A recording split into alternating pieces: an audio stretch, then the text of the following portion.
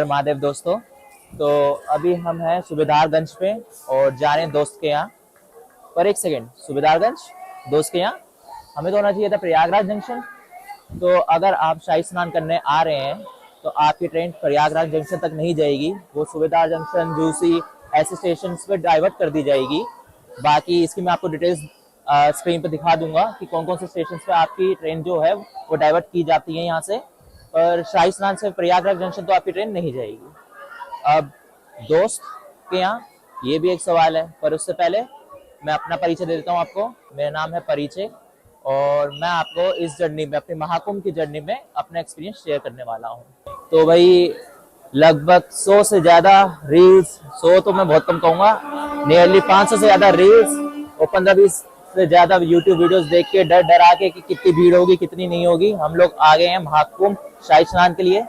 तो जो हमने डेट पिक की है वो 29 जनवरी है और ये शाही स्नान सबसे बड़ा शाही स्नान माना जाता है। मतलब शाही में शाही स्नान है ये, क्योंकि इसमें कहते हैं हमारे जो पितृ हैं उनके साथ और देवता के साथ हमें स्नान करने का मौका मिलता है। तो 144 ईयर्स प्लस देवता प्लस पितृ के साथ अगर आपको स्नान करने का मौका मिल रहा हो तो आप ये मौका नहीं छोड़ना चाहेंगे। मैंने भी ऐसे ही किया, अपने कुछ दोस्तों के साथ इस जर्नी की शुरुआत कर दी।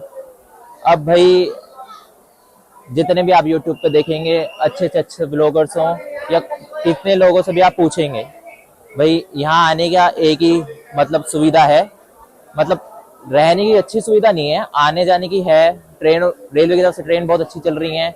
मैं हमसफर एक्सप्रेस से आया हूँ, जितनी भीड़ दिखाई थी भाई कोई भीड़ नहीं थी अंदर। थर्ड एसी में बिल्कुल आराम से अपनी सीट मिली है। ऐसा कुछ नहीं हुआ कि कोई हमारी सीट पे चढ़ने की कोशिश कर रहा है या थर्ड एसी को जनरल डब्बा बना दिया गया। ये सारी अफवाहें हैं। अब नेक्स्ट थिंग, बिल्कुल साफ थी हमारी ट्रेन। अब हमारे को क्या करना है, अपने दोस्त के यहाँ जाना है। क्यों जाना है? क्योंकि भैया देखो यहाँ पे रहने की कोई सुविधा नहीं है। आप दो तरीके से अपनी ट्रिप प्लान करें, यहाँ तो आप सुबह आए, सुबह आके शाम को अपना निकल जाएं, वरना सेकंड आप जो अपना कर सकते हैं वो ऐसा करें कि अपना कोई देखें प्रयागराज में आपका कोई रिलेटिव रहता हो, आप उसके यहाँ एक या आधे दिन का स्टे ले लें, वो आपको बहुत बेस्ट रहेगा। बाकी शाही स्नान वाले दिन आप रिस्क ना ले रुकने का। तो अभी हम यही करने वाले हैं। अब हम किसके यहाँ जाने वाले हैं उसके लिए मैं आपको दिल्ली की एक क्लिप दिखाता हूँ, उसमें हमने उस भाई का जिक्र किया है। बाकी मैं उसके बारे में उनके घर जाके बताऊंगा।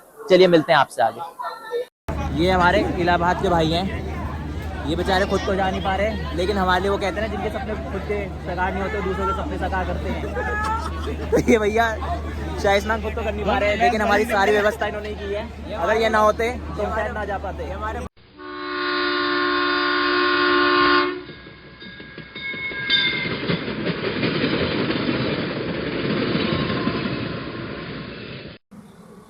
दोस्तों, तो आज है 28 तारीख और अभी हम अपने दोस्त के यहाँ सूबेदारगंज से निकल रहे हैं और सीधा हम यहाँ पे सिविल लाइंस के लिए बस लेने वाले हैं। हम जो खड़े हैं ये हैं पुलिस मॉडर्न स्कूल के बिल्कुल सामने और मेरे साथ है मेरे दोस्त।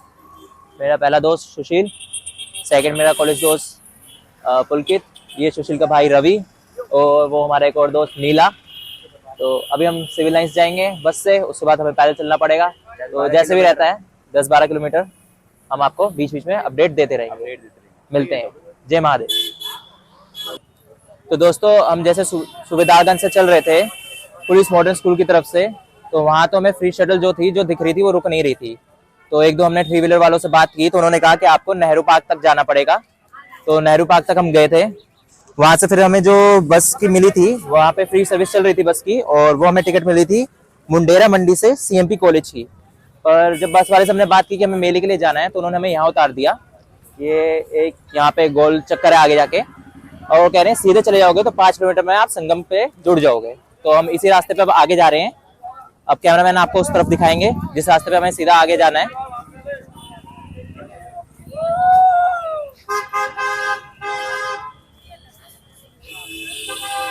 कर दे।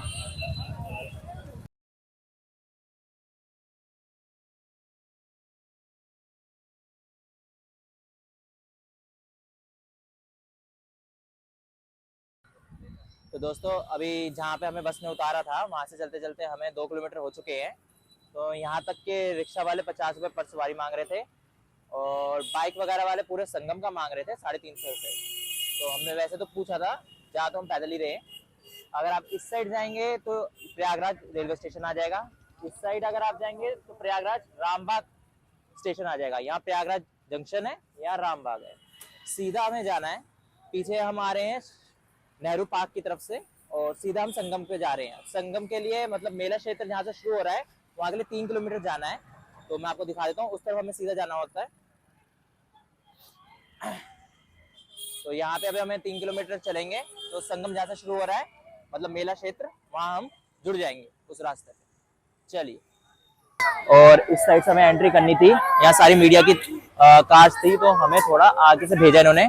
उसका मैं आपको एक वीडियो दिखाता हूँ किस तरीके से मुश्किल से हमने अभी अंदर एंट्री की है। तो दोस्तों अभी जो आप नज़ारा देख रहे हैं ये है शास्त्री ब्रिज के नीचे का नज़ारा। अभी आप देख सकते हैं पूरी भीड़ हो रखी है। तो शाही स्नान से पहले एक दिन के पहले का नज़ारा है ये। इतनी भीड़ हो चुकी थी कि हमें होल्डिंग्स के नीचे से होके संगम की तरफ जाने के रास्ते पर जाना पड़ रहा है।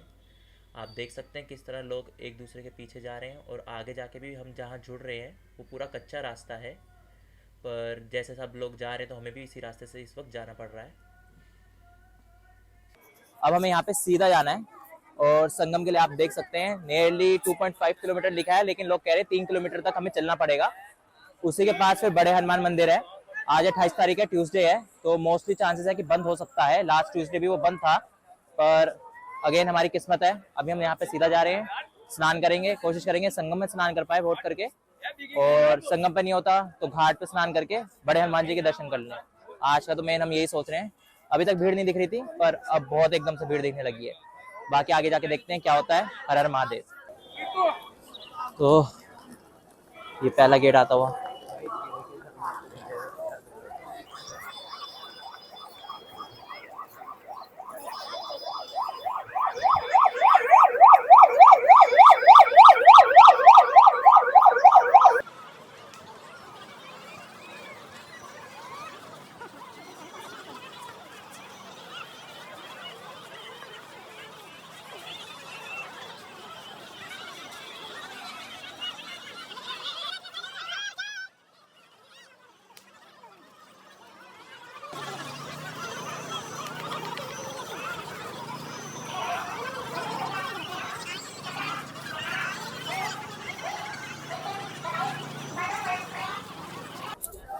तो दोस्तों अभी हमने कच्छप द्वार पार किया है, पहला द्वार हमें जो अभी तक दिखा है। तो ये सामने आप 28 तारीख की आज भीड़ देख सकते हैं। तो अभी हम संगम पे नहाने के लिए जा रहे हैं और मेरे ख्याल से इन्होंने डाइवर्ट कर रखी है भीड़। जाने के लिए आप सीधा जाएं और वापसी आप देख रहे हैं कि लोग पुल से कर रहे हैं ऊपर, तो वापसी हम भी पुल से आ रहे होंगे। अभी भीड़ देख के लग तो नहीं रहा कि हम मेन संगम पे नहा पाएंगे आज, पर फिर भी हमारी पूरी कोशिश रहेगी। आज नहीं तो हम 31 तारीख तक यहीं हैं, तो 31 को तो हम संगम पे फिर नहा के ही जाएंगे। बाकी देखते हैं कितनी किस्मत हमारे साथ देती है आज। तो सही हम तीसरा द्वार क्रॉस कर रहे हैं और ये द्वार का नाम है संगम द्वार। अब यहाँ से भी कह रहे हैं 1-1.5 किलोमीटर बाकी है। बाकी पता नहीं, हमें तो पता नहीं। जब भी पूछते हैं 1-2 किलोमीटर कोई भी बता देता है, दुकानदार के भी 2 किलोमीटर और है, तो एग्जैक्ट तो जाके पता चलेगा कितना दूर है। अभी कह रहे पुल भी एक क्रॉस करना पड़ेगा। चलो अभी हम जा रहे हैं घाट की तरफ स्नान करने, देखते हैं वो कितने द्वार पड़ते हैं।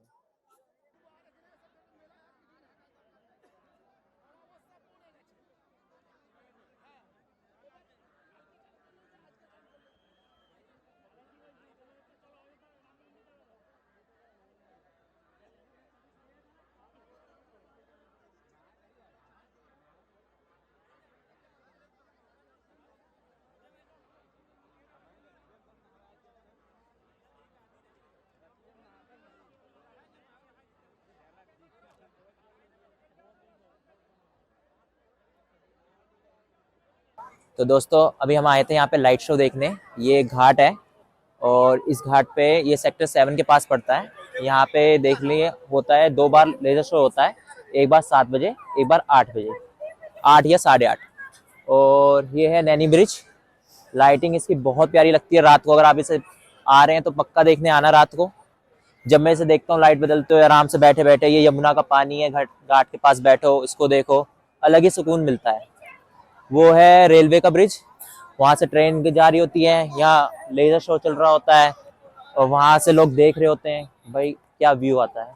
तो अगर आप प्रयागराज आ रहे हैं तो ये चीज़ बिल्कुल मिस ना करें, यहाँ पे जरूर आएँ।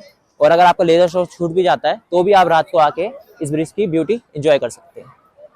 चलिए आगे मिलते हैं आपसे। जहाँ एक ओर सभी देवतागण विराजे तो वहीं दूसरी ओर सभी असुर।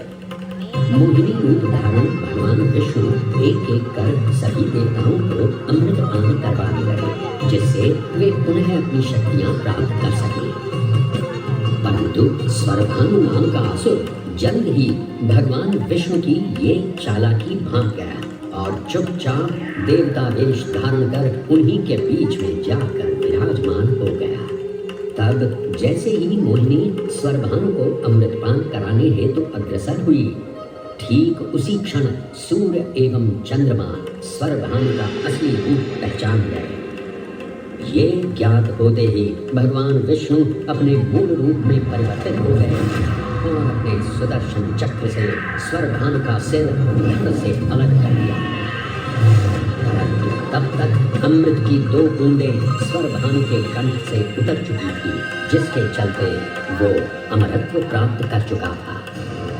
इस तरह स्वरभानु के कटे हुए सिर के भाग को राहु का नाम मिला और धड़ को केतु के नाम से जाना जाने लगा।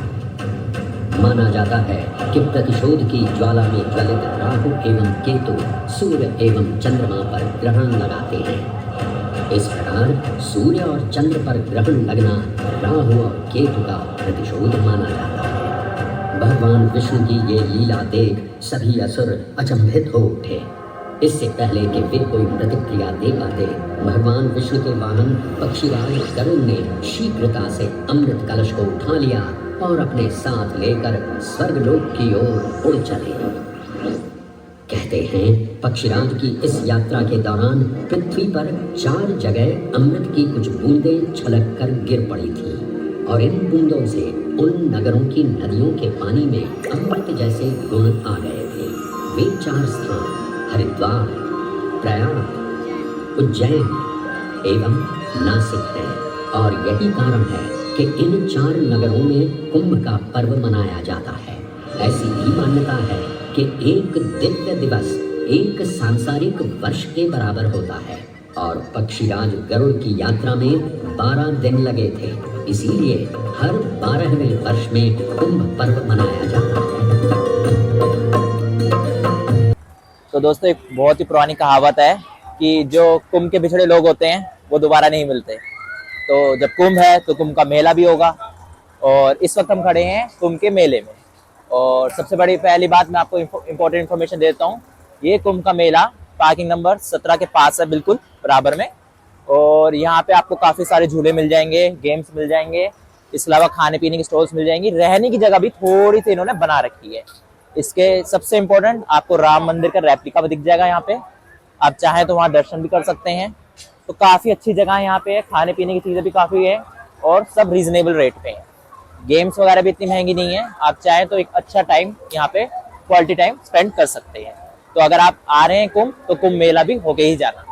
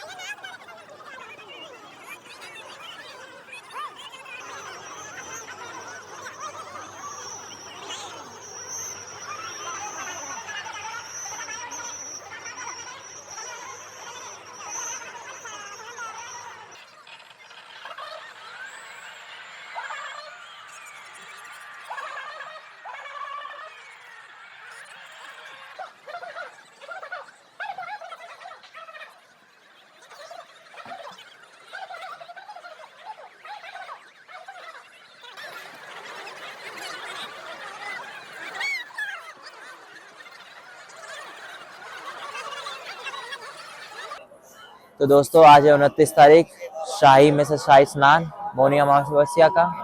और ये स्नान 144 साल में एक बार लोगों को मौका मिलेगा करने का। और मेरे लिए तो ये पहला कुंभ है, और कुंभ भी क्या, मेरे लिए पहला महाकुंभ भी है। तो दोस्तों हमने 12 बजे जैसे तैसे एंट्री की है यहाँ पे। इस वक्त 3:30 बजे का टाइम हो रहा है और हमने शाही स्नान कर लिया है। अपनी लाइफ का पहला शाही स्नान हम कर चुके हैं। तो मैं आपको दिखाऊंगा, हमने बड़ी मुश्किल से बैरिगेटर्स को टाप के यहाँ तक आए हैं जैसे तैसे। और बहाव आप देख सकते हैं गंगा का इसमें कितना तेज है, और ठंड बहुत थी। और गंगा मैया का नाम लगा के हमने 10-11 डुबकी लगाई ली। तो अब नागा साधु वगैरह आने वाले हैं, तो पुलिस वगैरह यहाँ का सब खाली कर रही है एरिया। अभी देखते हैं हम कितना उनका दर्शन कर पाते हैं। और हम तो चाहते हैं उनके दर्शन जाने से पहले एक बार कर लें, उसके बाद जाके हम अपना जहाँ पे हमने ठहरे हैं वहाँ पे सोएंगे। तो देखें, हर हर महादेव।